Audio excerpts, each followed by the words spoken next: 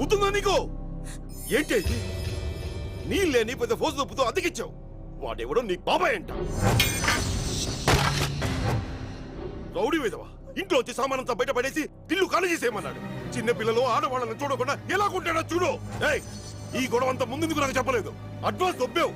నెలల పుస్తకాల కంటూ ఫీజుల కంటూ అద్దె లాక్కుంటున్నావు కదా. నీది ఒక బతికేనా?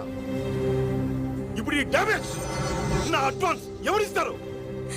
ఒక వారం టైం ఇవ్వండి సార్, మీ డబ్బు మీకు తిరిగి చేస్తాను. కుదరదు. 60 గంటల్లో నా డబ్బులు నాకు కావాలి, లేకపోతే నీ మీద పోలీస్ కంప్లైంట్ ఇస్తాను. తీసుకోవే. మర్యాదగా నా డబ్బు ఇచ్చావా? సరే. ఎంత? వచ్చాడండి మగాడు. నువ్వు కడతావా? ఎంత? అడ్వాన్స్ 10,000, ఆ డ్యామేజ్ 10,000.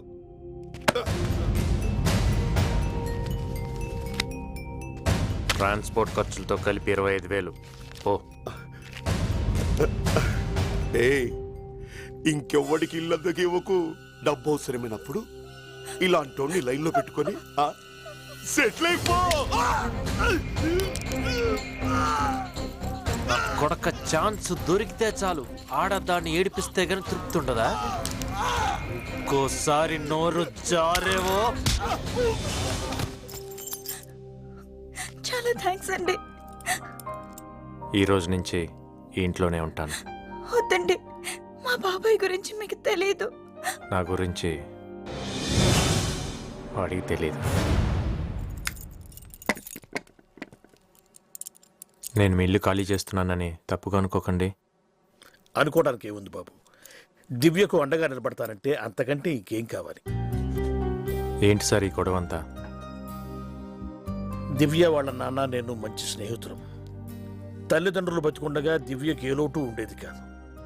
దురదృష్టం ఏమిటో, ఇద్దరు యాక్సిడెంట్లో ఒకేసారి చనిపోయారు. అప్పటి నుంచే పాపం దివ్యకి కష్టాలు.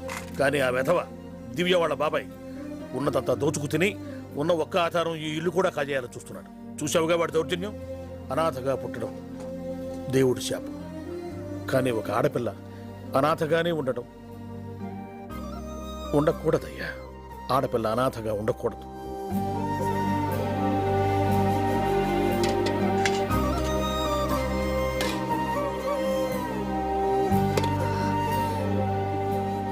ఐదు నిమిషాల్లో సర్దేస్తాను. పర్లేదు.